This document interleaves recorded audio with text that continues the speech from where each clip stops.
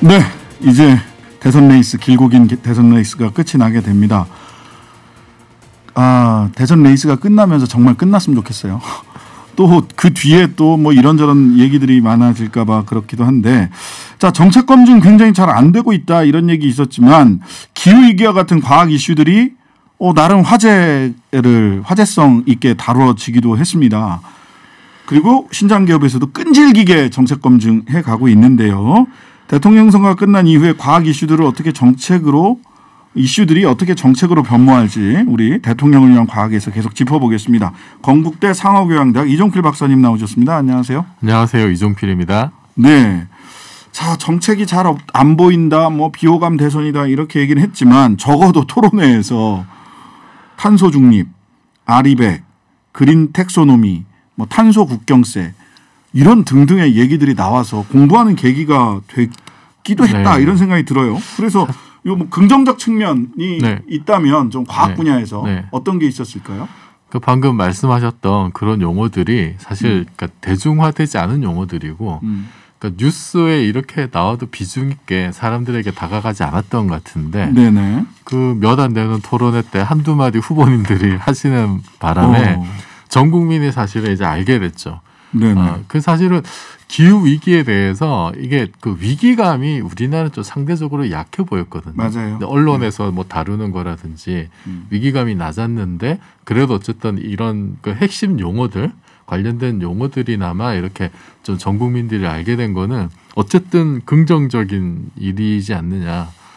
그리고 우리나라 국민들은 또 이런 거 나오면은 열심히 다들 공부하시잖아요. 우리 뭐 황우석 때 그냥 뭐 줄기세포 공부 다 하고요. 코로나 때는 다들 또 뭐 백신 PCR, 전문가 되고요. PCR 이런 것도 다 공부하셨듯이 이번에는 뭐 그 아리백이니 그린 텍소노미니 다들 열심히 공부를 하셔가지고 전 국민적인 어떤 관심과 이해도가 아주 높아진 것 같아요. 그 문제는 저는 이제 뭐 디지털 전환이다 또는 기후 정의 이런 얘기들이 사실은 어느 특정 정파를 떠나서 굉장히 인류에게 또 우리나라에게 중요한 일인데 정치적 쟁점으로만 소비되고 있는 것이 아닌가라는 아쉬움이 있어요. 솔직히. 그러니까 저도 이제 보면서 일단은 위기에 대한 인식 자체가 좀 깊이가 다르다는 느낌도 좀 받았고 또 그것을 그 정책으로 표현을 할 때도 이게 단지 정말 뭐 국민과 국가의 미래를 위한 정책을 낸다기보다도 좀 이렇게 정략적인 어떤 판단, 정치적인 이해관계 이런 것 때문에 좀 이렇게 왜곡이 되는 그런 면도 있지 않느냐. 정치공학적인 말싸움으로 끝나는 게 아니냐. 좀 이런 아쉬움도 있었고요. 유권자들이 잘 선택하셔야 될 것 같아요. 결국은. 또 어쨌든 좀 위기감은 가져야 된다. 전 국민적인 어떤 그런 단어에만 매몰되지 말고. 또 하나 개인적으로 아쉬웠던 거는 이제 그 역시 이제 예전에도 말씀드렸던 기초과학에 대한 문제. 그 뭐 이재명 후보는 보니까 업데이트된 어떤 내용들을 보니까 기초과학에 대한 언급이 있긴 했는데, 근데 어쨌든 이게 전반적으로 이게 좀 중요한 어떤 그 이슈나 흐름이 되지 못했고 이게 사실은 우리나라가 그 코로나 겪으면서 굉장히 국제적 위상이 많이 올라갔잖아요.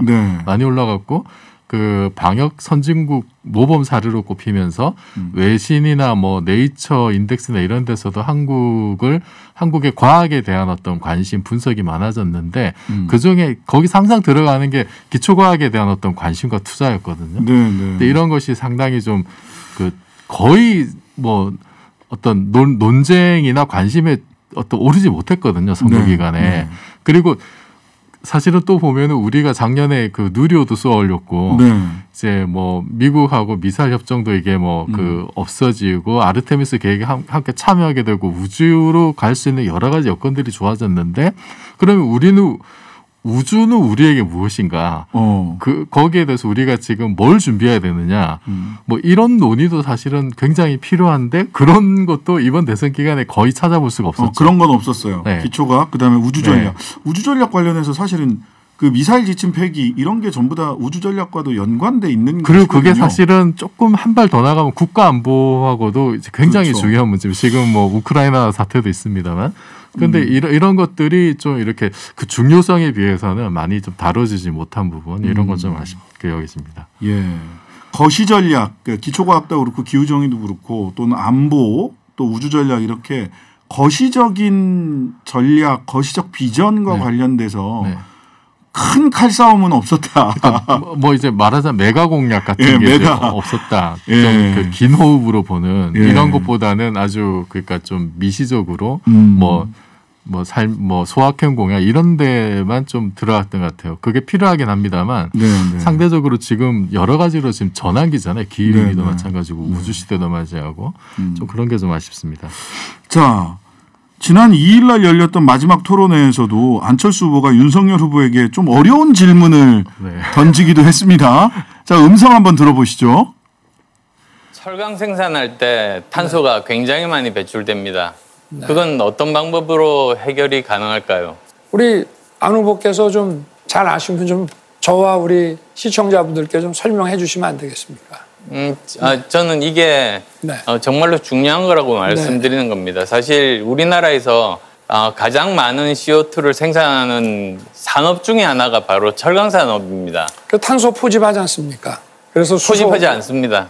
그건 잘못 알고 네. 계십니다. 네. 아직 그런 포집 기술들이 아직 네. 그렇게 완성이 되거나 그러진 않았습니다. 탄소 포집 안 합니까? 탄소 포집 기술은 뭔가요? 하고 아니 근데 이 두 분이 이렇게 대화를 하는 게 좀 낯서네요. 벌써 며칠 사이에 토론에서 그러니까요. 같이 토론을 하신다는 게 이제 한 팀이 되셨으니까 잘 가르쳐주고 계시는지 모르겠습니다.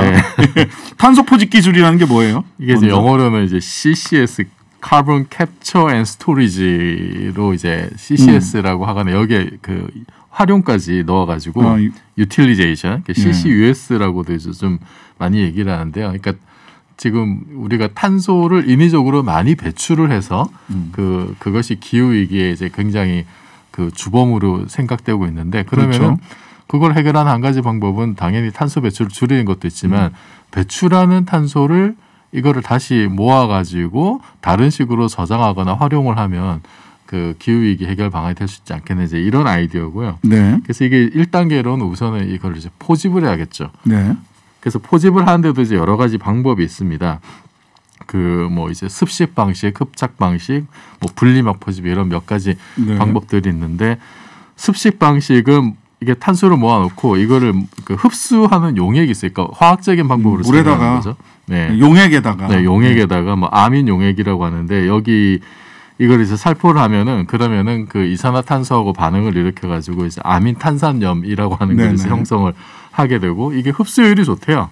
배기가스 중에만 90% 정도. 그리고 이제 흡착 방식은 그 고체 물질에 이산화탄소가 들러붙게 하는 그런 방식인데 뭐 효율이나 경제성 이런 거는 좀 떨어지는 것 같고 그러니까 기술적으로 전반적으로 기술적 완성도나 뭐 이런 거는 좀 여전히 좀 낮은 편인 것 같아요. 전반적으로. 그리고 이제 포집을 했으면 이거를 이제 그 운송을 하는데 압축해서 이제 운송을 합니다. 탄소를 압축해가지고 운송해야 되죠. 굉장히 높은 압력으로 800에서 한 100기압 정도로 이제 압축을 하면 이게 이제 액화가 돼요. 그래서 액체가 되면 부피도 줄어들고 운송도 이제 쉬우니까 그래서 이거 뭐 파이프라인이나 선박 등으로 이제 그 이동을 할 수 있게 되고 결국 최종적으로 이걸 이제 저장하거나 활용하는 어떤 단계까지 이제 넘어가야 되는 거죠. 그래서 저장하는 것 뭐 심해 지반이라든지 뭐 쥐압 해적층 이런데 이제 뭐 저장을 하는 수가 있고요. 아니면 이걸로 다른 화학 물질을 합성한다든지 뭐 이걸 또 새로운 연료로 쓴다든지 뭐 다른 공정의 어떤 원료로 쓰거나 뭐 고분자 플라스틱 이런 걸로 이제 전환할 수 있는 그런 가능성도 있다고 해요. 근데 이게 안철수 후보가 얘기했듯이 이게 전반적으로 완전히 이제 완성됐고 뭐 상업적으로 지금 바로 쓸 수 있고 이제 2단계까지는 아니고 특히 이제 우리나라 같은 경우도 이제 실험 단계이고 관련된 어떤 국내 원천 기술이 뭐 극히 미흡하다고 합니다. 그래서 이게 단지 이제 탄소 이게 전 과정 포집하고 운송하고 저장하고 활용하는 사실 전 단계에 걸친 어떤 뭐 새로운 생태계 구축 이런 게 사실 필요하고 저번 시간에 우리가 소개했듯이 수소에도 이제 그 블루수소, 그레이수소, 그린수소 지금은 그냥 화석 연료에서 그 수소를 뽑아내는데 그러다 보면은 거기서 발생하는 탄소가 있고 이거를 흡수하는 어떤 기술이 그 같이 있을 때 그 분류수소가 되는 건데 그래서 사실 상당히 우리가 그 탄소 제로의 단계로 가기 위해서는 굉장히 이제 필수 불가결한 기술이라고 할 수가 있겠습니다. 그래요. 이거 근데 탄소를 어떻게 유틸리제이션 어떻게 사용을 할지는 저 안반에다가 뭐 저 지하 안반이나 심해에다가 저장한다고 하는데 그거를 활용해서 뭔가 새로운 에너지나 새로운 화학 물질까지 가려면은 갈 길이 멀어 보인다라는 생각을 지울 수가 없네요. 그걸 이용해서 뭐 무슨 뭐 지하에 묻혀 있는 원유를 캐내는데 활용도 하고 뭐 이런 방안들 거의 뭐 SF의 영역 같은 느낌이 들어요. 솔직히 그냥 탄소 포집 잘해서 그레이 수소, 즉 탄소가 많이 배출되는 수소가 아니라 블루 수소 정도만 돼도 그것만 해도 사실 상당한 수준이 이르는 거거든요. 그렇게 포집한 이산화탄소 그럼 어떻게 할 거냐 이런 문제가 사실 있는 거죠. 그래서 일단은 우주로 쏘자 뭐 이런 얘기까지 있던데. 뭐 묻어두거나 어쨌든 이산화탄소가 필요한 영역들 어차피 또 있는 거니까요. 그럴 수 있겠네요. 그거를 효율 높게 활용하는 방안도 그러면 아직 그 탄소 포집 못하고 제대로 못하고 있고 우리 원천 기술도 부족한데. 그럼 철강 생산할 때 실제로 탄소가 굉장히 많이 나오고 이게 말하자면 탄소 국경세에 걸려서 탄소가 많이 발생하니까 니네 관세 물듯이 유럽에 수출하려면 한국 철강 관세 더 무세요. 이렇게 될 수 있는 거잖아요. 그런 지금. 거죠. 예. 이거 어떻게 그 포스코 탄소 많이 나오는 거 이거 어떻게 줄일 수 있습니까? 포스코가 10대 그룹 중에 이제 탄소 배출 최대고요. 철을 만들 때 이게 철이 철광석이 이게 그 산화철이거든요. 이게 화학적으로는. 거기서 그 철을 뽑아내려면은 거기 산소를 빼내야 됩니다. 산소를 빼내는 과정을 이제 환원이라고 하죠, 화학에서. 아, 오랜만에 듣네요. 산소가 붙으면 산화고 떼내면 환원이 되는데 철광석에 붙어 있는 산소를 떼내는 환원 작업이 필요하고 그 환원 과정에 보통 쓰는 게 이제 코크스라고 하는 탄소 함량이 굉장히 높은 석탄입니다. 그거를 써서 산소를 빼내고 그러면 그때 빠져나온 산소가 탄소하고 결합해서 어쨌든 뭐 이산화탄소 이렇게 해서 나오는 거죠. 그래서 그 온실가스를 가장 많이 배출하는 산업 중에 하나가 철강 산업이고요. 근데 포스코가 어쨌든 그 2050년까지 탄소 중립 계획을 이제 세워놨어요.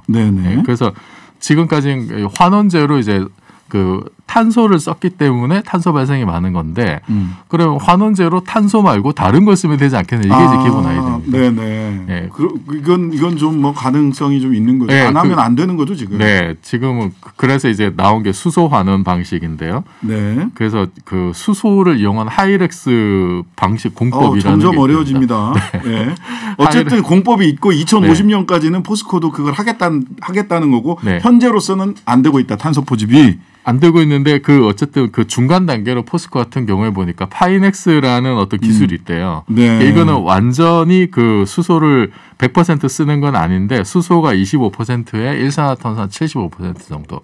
그러니까 중간 단계로 가는 기술은 아직 가지고 있는 거죠. 그래서 지금 2050년까지 전환하는데 뭐 들어가는 돈이 대략 한 40조, 50조 정도. 와.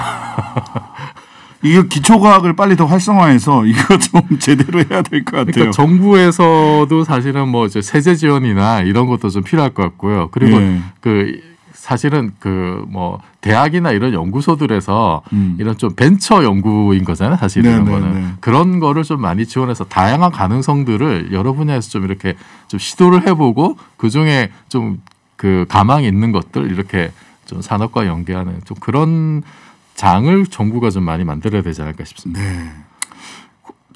새로운 정부가 어떤 일을 해줬으면 좋겠다는 말씀까지 들었고요. 자, 다음 시간은 대선이 끝난 이후입니다. 그때는 대통령 당선인의 누가 당선될지 모르겠습니다만 대통령 당선인의 과학기술 정책 평가하고 요거는 좀 빼고 요거는 좀 발전시키고 요거는 없던 것 좀 넣으셔야 됩니다. 인수위원회에서 라고 이야기 같이 나눠보는 시간을 갖도록 하겠습니다. 대통령 당선자를 위한 과학 시간. 당선인 모실 수 있나요?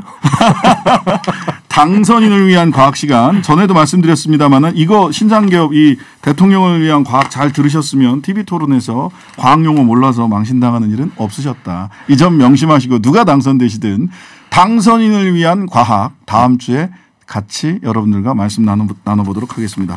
지금까지 건국대 상어교양대학 이종필 교수였습니다. 감사합니다. 고맙습니다.